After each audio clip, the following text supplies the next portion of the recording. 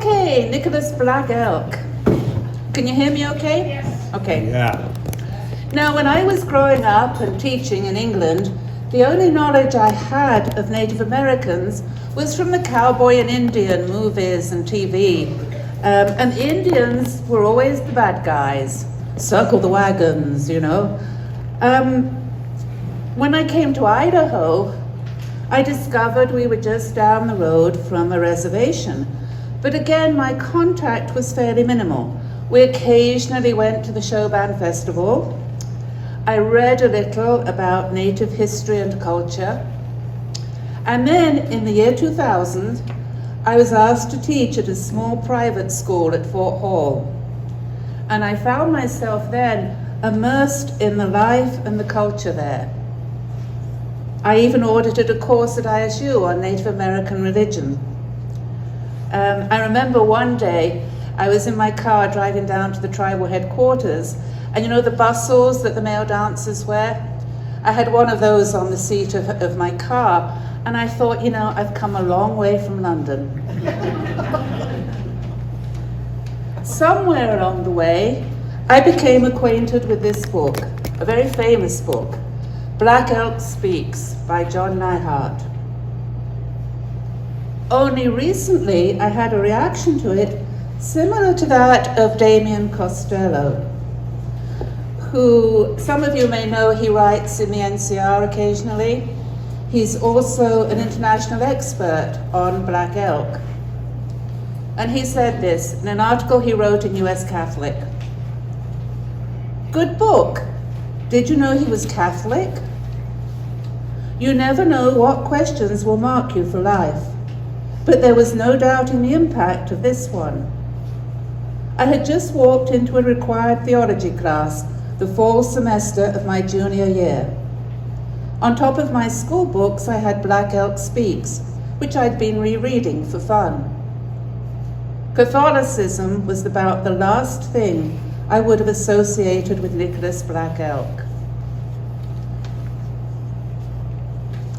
Who knew? Not only was he Catholic for over 40 years, he's now a candidate for canonization. So, who is Black Elk?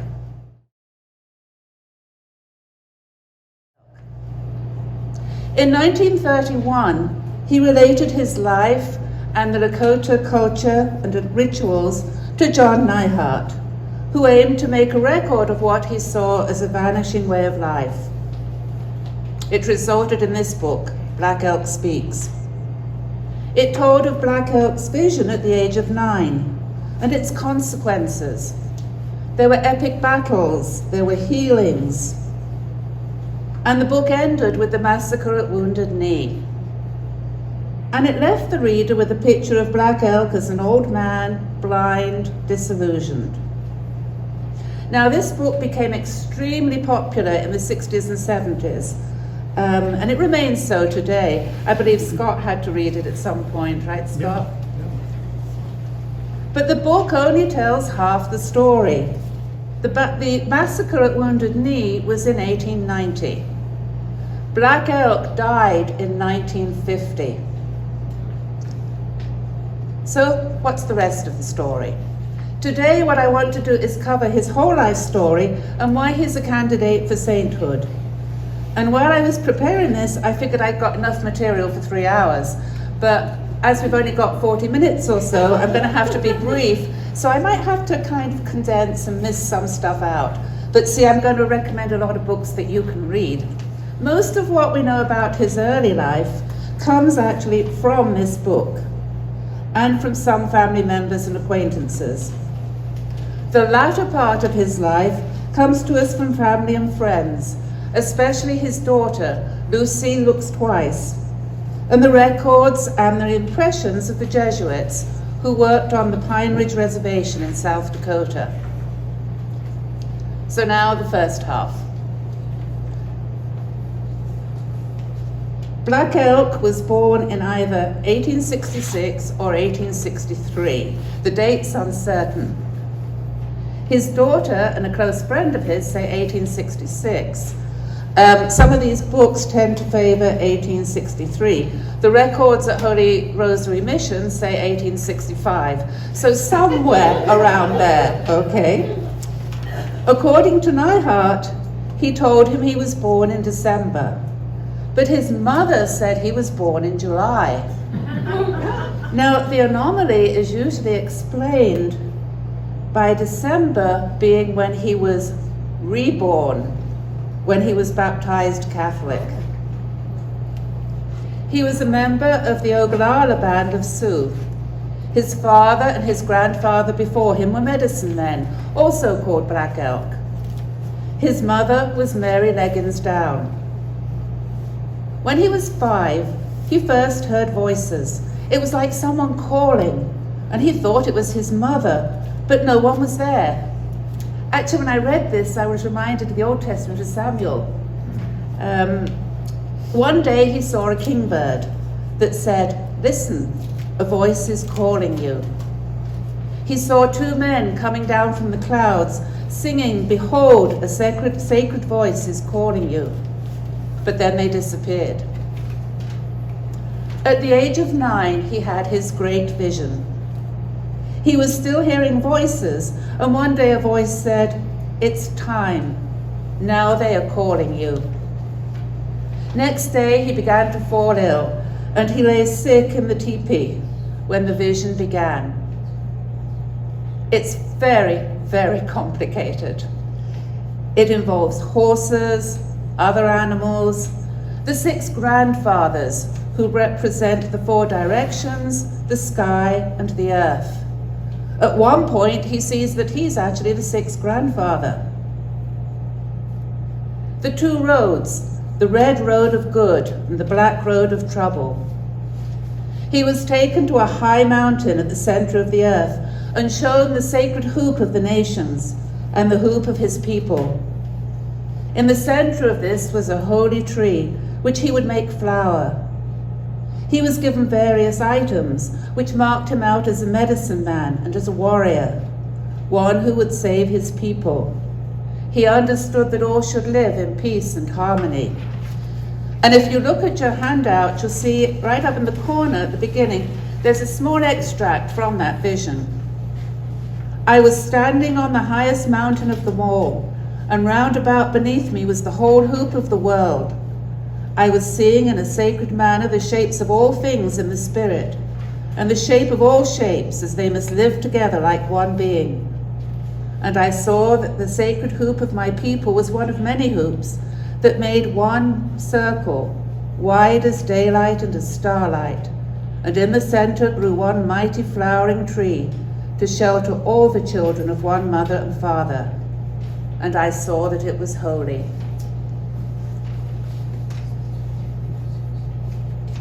Now this vision lasted for 12 days, at the end of which he recovered from his illness. And every vision, of course, gives the recipient some kind of calling, and it's this vision which gave him the direction for the rest of his life. Now this was a very difficult time for the Lakota. Their traditional way of life was collapsing. The buffalo, thanks to the Wasatchews, the white men, were disappearing. Westward expansion was increasing. Gold seekers were coming into the Black Hills. The reservation system was beginning. Now the Lakota worldview saw the circle, the hoop, the circle, representing the wholeness and oneness of the universe. The earth, the sun, the moon, human life, all of them were circles, all of them were round. And so then were their teepees. They were round. They sat in circles around the campfire. They danced in circles. But the people were being settled in what Black Elk was to describe as square grey houses. And they were being forced to adopt settled ways, including agriculture. The white men had drawn the lines to keep the people in, and attempts at cultural genocide were beginning. In 1876, the young Black Elk fought at the Battle of Greasy Grass, which we probably know better as Little Bighorn. He killed one soldier there, at least one, and he took a couple of scalps. He was just a young kid, remember? He says several times, but it was our land. It was our land. And there was an article back in 2017 in the New Yorker magazine. I'm going to read you a little bit of what the author, Ian Fraser, says. At the age of about 10, Black Elk was present at the Battle of Little Bighorn. How would General George Custer have responded if he'd been told that one of the greatest American spiritual visionaries of all time was among the Indians he was riding toward and hoping to destroy? What would his troopers, many of them Irishmen and presumably Catholic, have said if they'd been told that one of the children in the Sioux camp would someday be a candidate for sainthood in their church? He and his family fled to Canada, to what he calls grandmother's land, grandmother being Queen Victoria, of course. They returned later to Pine Ridge Reservation in South Dakota. Now, troubled throughout his youth by the vision and by its impact, he consulted when he got older with the medicine men, who advised him to undertake various ceremonies to make public his work as a medicine man, a holy man, which he did. And there's an extensive description in here of those ceremonies. But he never performed the one for becoming a warrior, because after a while he did not want to be involved with violence. Now, a little bit of a surprise now. In 1886, he joined Buffalo Bill's Wild West show, saying he wanted to see more of the white man's ways and how they might help his people. He traveled to London, where he danced before Queen Victoria, and he said she bowed to us, and usually people bow to her. Later, he went to France and to Germany, and there are rumors that he actually had a French girlfriend while he was in France. Having come into contact with Christianity in Europe, he said he would like to have seen where Jesus died, but the journey was too difficult. It would have taken 4 days, he said. In 1888, he returned to Pine Ridge, and actually the picture you have here is of him in 1888. By which time the Jesuit Holy Rosary Mission had been established at the request of Chief Red Cloud, who'd asked for the black robes to come there. The mission and the school are still there, but the school is no longer Holy Rosary School. It's now called Red Cloud School. He took up his work as a respected medicine man and a spiritual leader amongst his people. But on a more mundane note, he also worked as a clerk at the local store. Meanwhile, in 1890, the ghost dance arrived. This was a messianic movement which had Christian elements. Some of it sounds a little like the book of Revelation. It resulted from a visionary experience of Wovoka, a Paiute from Nevada. He saw a messianic figure.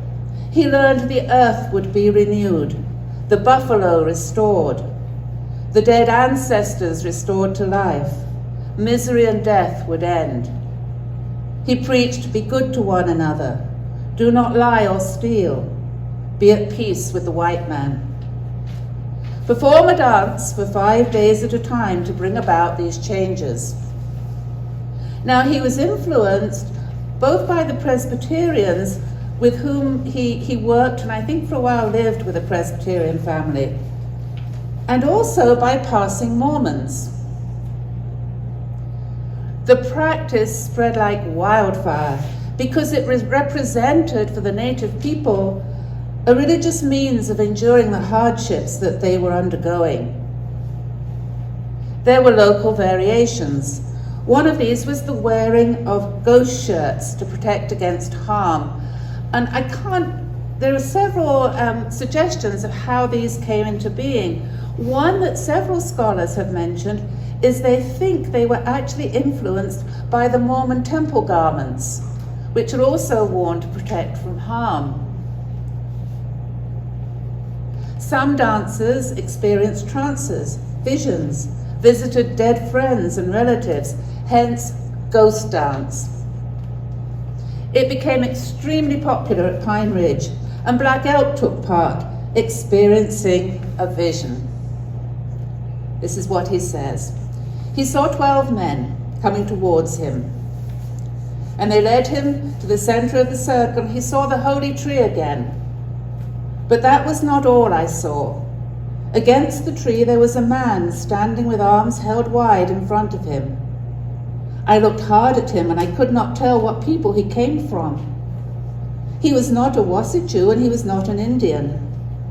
His hair was long and hanging loose, and on the left side of his head he wore an eagle feather.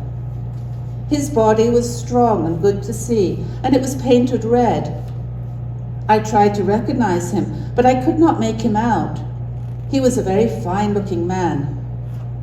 While I was staring hard at him, his body began to change and became very beautiful, with all colors of light, and around him there was light. He spoke like singing. My life is such that all earthly beings and growing things belong to me. Your Father, the Great Spirit, has said this. You too must say this. Then he went out like a light in a wind. This book, The Sixth Grandfather, by Raymond Malley, actually has all the transcripts of the conversations that John Neihart was to have with Black Elk. And not all of that made it into Black Elk Speaks. And I'm saying that because in the account of this vision, there's a line that he missed out in the book.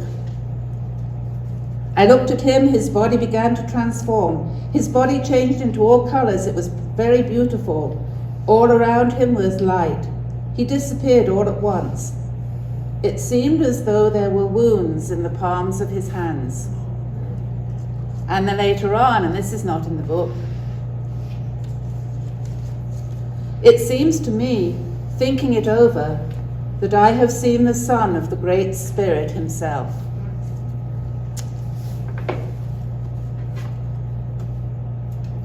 The Lakota had a variation in which the white man would be totally wiped out, and this proved to be their undoing, because it resulted in government opposition and finally the massacre at Wounded Knee.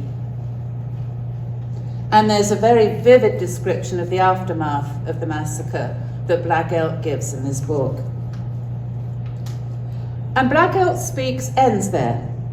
An old man lamenting the death of his people's dream, his failure to make the tree blossom.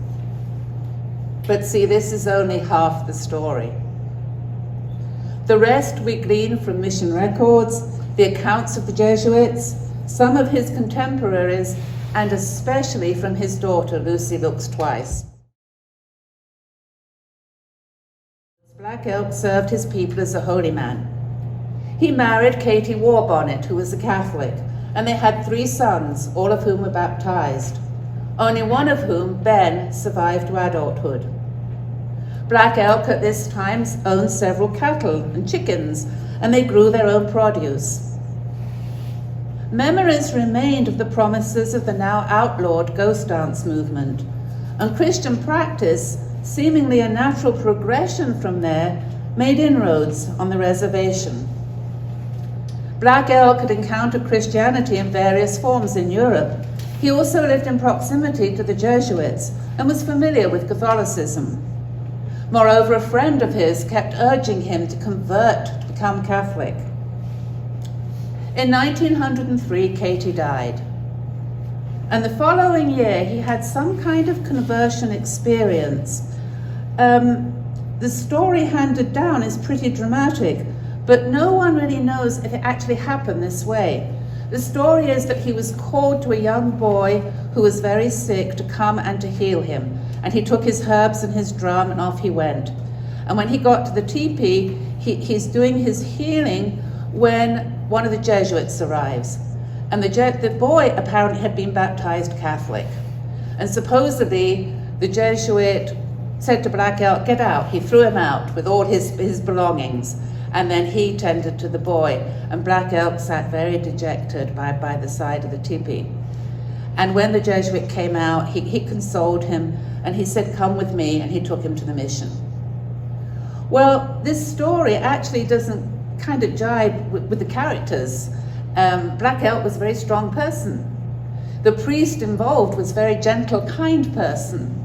And there is a very similar story about another medicine man priest conflict. But Lucy, the daughter, reported this as a kind of humorous story, a special moment in her father's life. And one fact is very clear. On December the 6th, 1904, Black Elk was baptized, and he took the name Nicholas in honor of the feast day. And everyone began calling him Nick. In 1905, Nick Black Elk married again, a widow, Anna Brings White, also a Catholic. And she brought 2 daughters to the marriage, both of whom died in 1910 from tuberculosis. Lucy was born in 1907, and a son who also died in 1910 in infancy. And finally, there was a son, Nick, who also lived into adulthood. And tuberculosis was rife at the time. Black Elk himself suffered from recurring bouts of it. He'd take himself to local hot springs for relief. And he was also losing his sight because of an earlier accident. Now, on this handout on the front page, you see Nicholas and Lucy and Anna Brings White. In 1906, he was asked to take on the role of catechist. Now, the native catechists were invaluable to the Jesuits. They did what today we see deacons doing. They preached, they taught, they traveled to outlying communities, they led services in the absence of a priest, they comforted the sick and the dying, they baptized converts and babies. And during his time, Black Elk was said to have baptized over 400 people. He worked from St. Agnes Church in Manderson.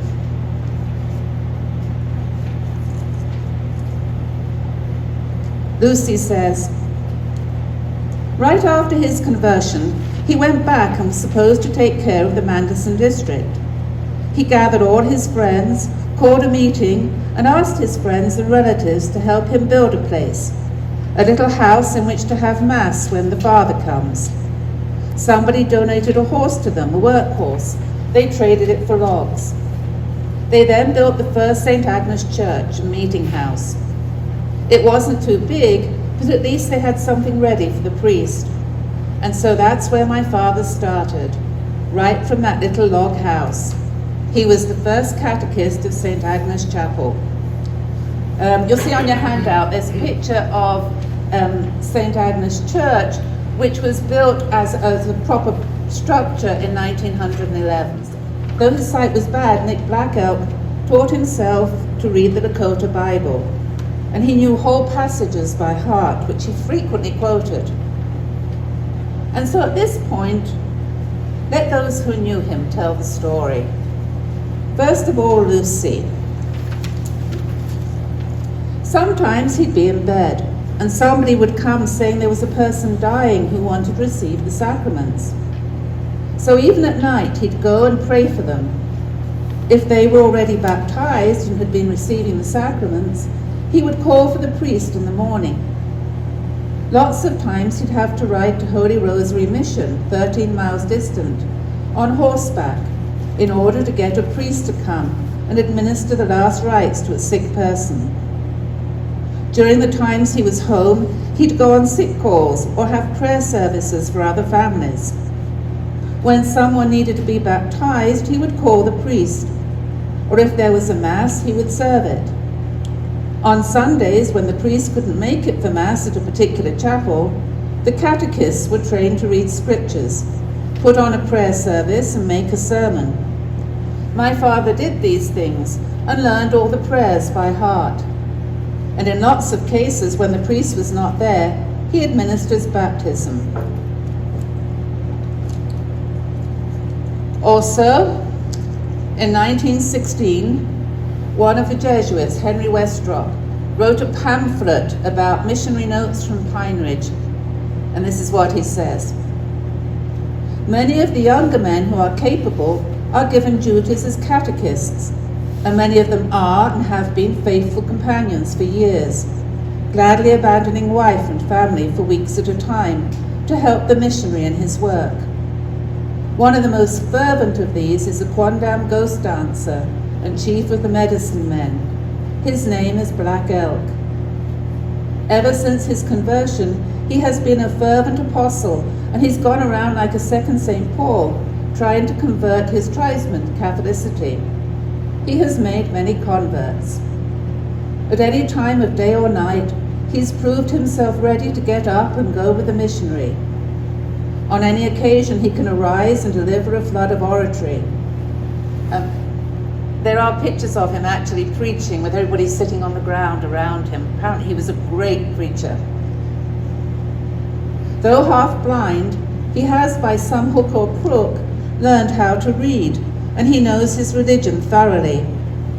On one occasion, a preacher asked him if he thought it right to honor the Blessed Virgin. The following dialogue took place. Black Elk asked him, "Are the angels good people?" "Yes." "And Saint Elizabeth, is she good?" "Yes." "And the Holy Ghost?" "Yes." "Well then, if all these honored her, why should not I?" He is compared here to St. Paul, and he did in fact undertake a number of missionary journeys.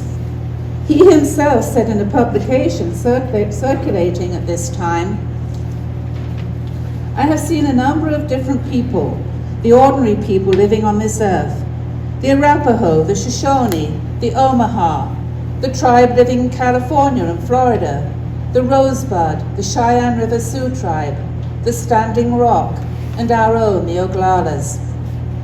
The white men living in all these places, I've said prayers for their tribe. I'm really moved I was able to travel to these places and meet people that are very friendly. In all these, good things come from God because of your faith. The United States, all the people should have faith in God. We all suffer on this land, but let me tell you, God has a special place for us when our time has come." One of the places he went to was St. Stephen's Mission at Wind River, Wyoming. He only stayed a couple, I guess there were language difficulties, but he stayed there a couple of months. And like St. Paul, he also wrote or dictated a number of letters about his work. When he was teaching, especially children, he used a catechetical tool developed in Canada, the Two Roads map.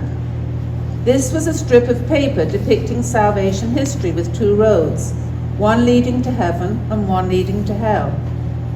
In pictures, it captured the basic worldview of Catholic theology.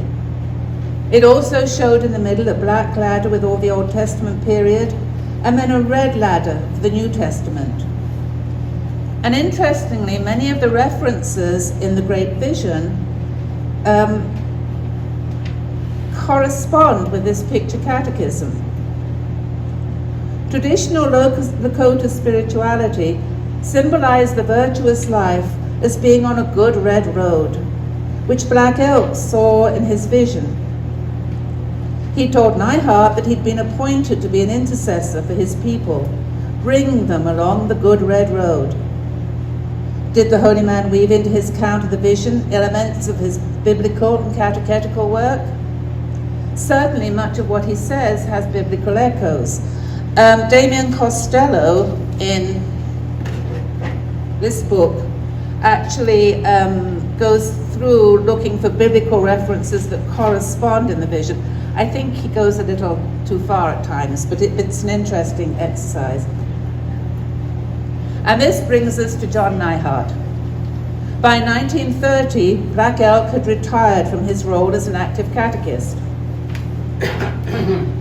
He was, according to Lucy, always available to people who called upon him.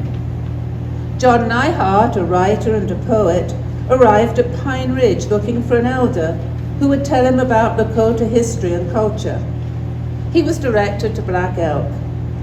He describes him as an old Sioux and a kind of a preacher, a holy man, near blind. For several months, Black Elk talked, and his son Ben translated. Neihart writing down what was to become Black Elk Speaks. His task, he said, was to recreate in English the mood and manner of the old man's narrative, and he was a poet. It ends with a tearful, blind old man being taken up to Harney Peak, where he'd stood in his vision, praying and lamenting the fact he had not fulfilled the task given to him. In fact, you have a picture there on, I think it's the second page, of Black Elk actually praying at this point on Harney Peak. This picture was taken when he was up there with Neihart. Now, for Damali in The Sixth Grandfather, this picture of this image of Black Elk was far removed from his daily life. He was a patriarch, a catechist, a community elder, still a spiritual leader of his people, and he said one of the most successful old-time uneducated Indians. And Black Elk himself issued a response to the book in 1934.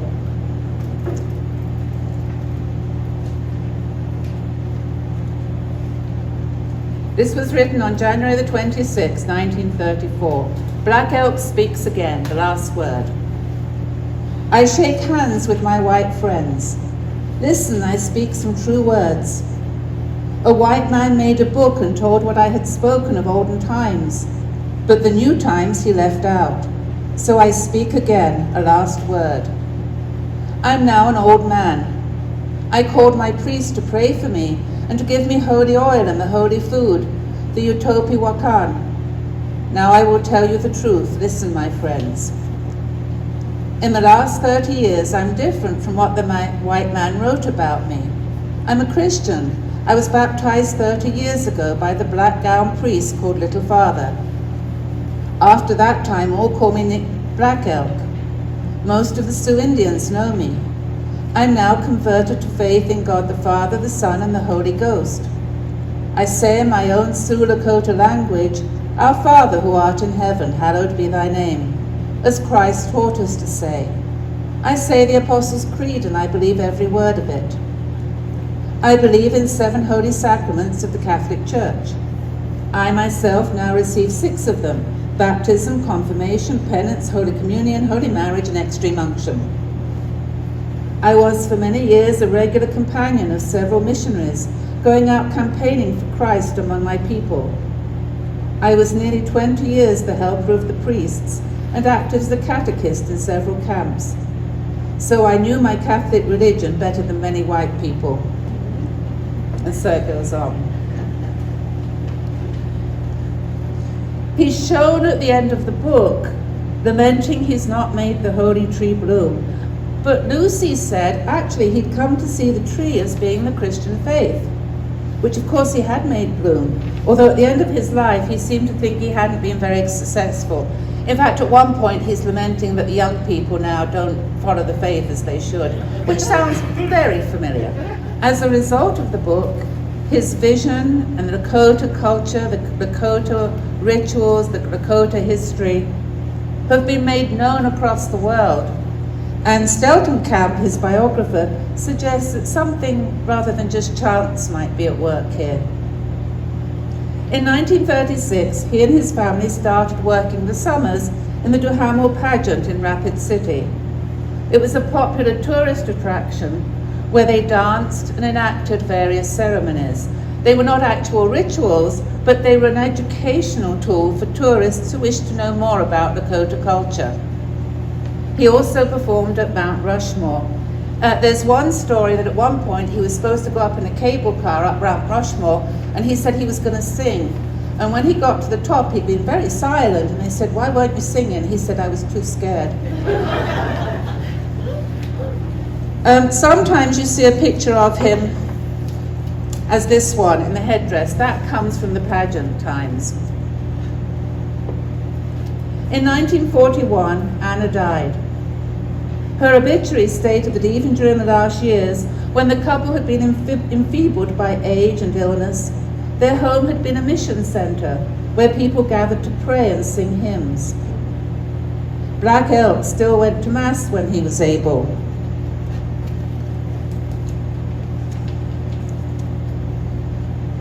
A member of the community says this: on Sunday morning, you'd see Nick walking down the road from where Ben lived, 2-3 miles outside of Manderson.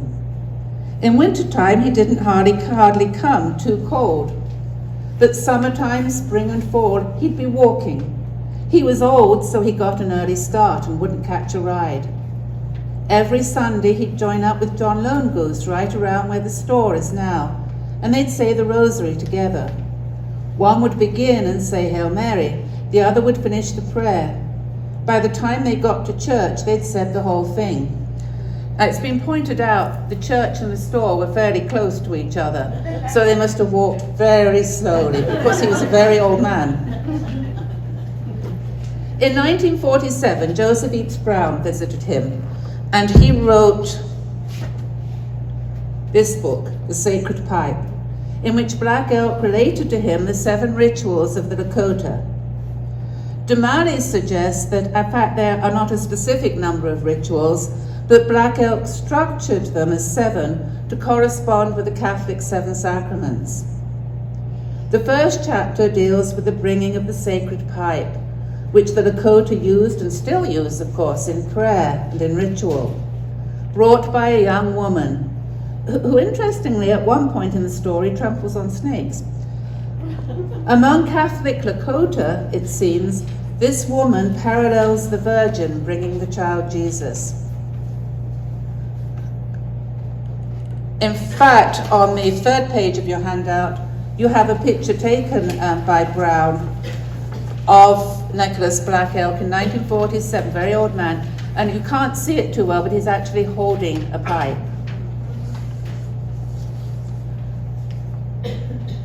Becoming increasingly infirm, having suffered a fall and a stroke, he got so blind he couldn't read his prayer books. He knew them by heart. And he constantly had his rosary with him. He died in August 1950 and was laid out in his black suit with his catechist cross and his rosary, and his spirit embarked on its way to the land of many lodges. He told Lucy there would be signs in the sky when he died. And at his wake, this happened. This is the account of a Jesuit brother at the Holy Rosary Mission, who was at the wake. When we left the place, we noticed the light. The sky was just one bright illumination. I never saw anything so magnificent. I've seen a number of flashes of the northern lights here in the early days, but I never saw anything quite so intense as it was that night. When we came back from the wake, the sky was lit up. You could see these flames going into midair. It was something like a light being played on a fountain which sprays up. It seemed like it was rising and moving. There would be some flames going at a great distance way up into the sky above us. Others would be rising and coming into various groups, and then all of a sudden spurt off on this side and another side and off to the center again. It was almost like day when we returned. Everything was constantly moving. As I said, it was something like a display on a fountain of water, where you see light reflecting on the water as it's being sprayed up. That's the way the sky was illumined. Something like that, but it was all in every direction. It was coming from the east, the south, the north, and the west. They'd all converge up to the top where they'd meet, rising up into the sky. It was a tremendous sight. That's the first and only time I ever saw anything like it. And there were several other accounts of people seeing similar things, not just here in South Dakota. Some of the people at the wake said they saw a circle in the sky. He was buried at St. Agnes Cemetery in pouring rain, but briefly the sun came out. And as one of the elders on the video I'm going to recommend said, we knew he'd gone home. There are those who later said he wasn't really Catholic, he was just pretending, as if that in some way betrayed his Indianness. Others who say he completely did away with his Indian ways, but rather he lived them both, seeing one as the natural progression of the other. It's been said that Black Elk's journey from Lakota holy man to Catholic catechist was a seamless one. According to Bishop Bruce, when he presented his cause to the bishops of the United States, he melded whatever he could from his Lakota culture into his Christian life. A few examples. Before his conversion, he prayed to the Lakota Wakantanka, a great spirit, literally holy God. Continuing after his conversion to recognize this was the same God, Wakantanka, who had chosen him for this task, and to whom he now prayed, understanding always God's power in the whole of creation.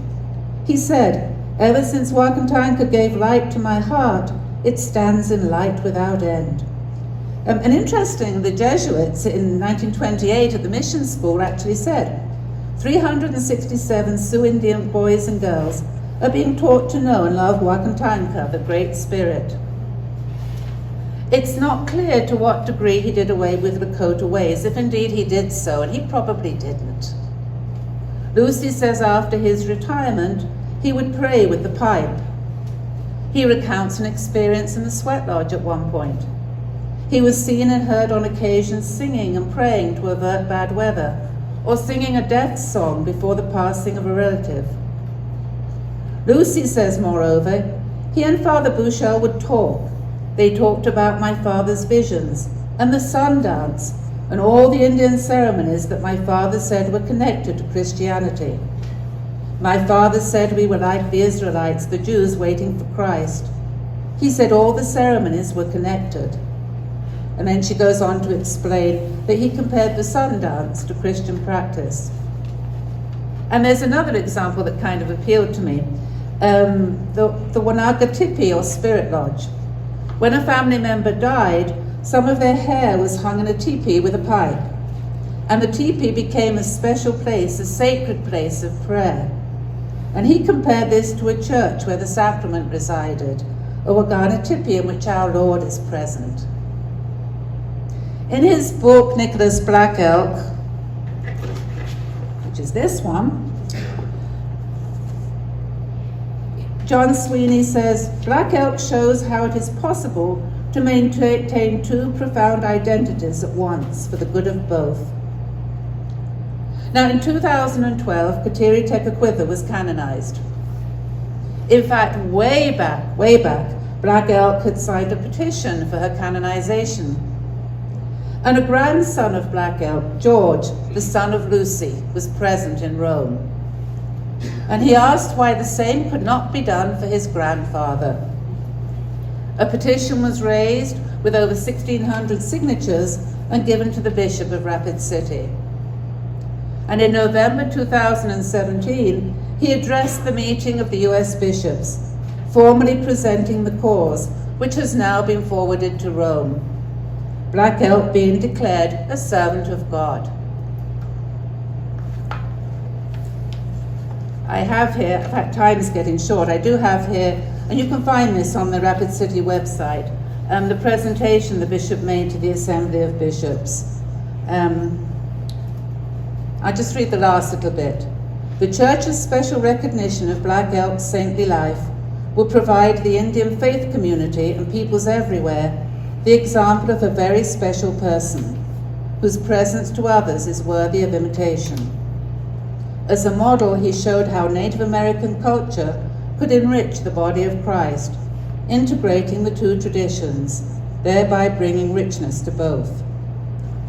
And he ends, brothers, I ask your prayerful support to move forward the process for beatification and canonization of Nicholas Black Elk.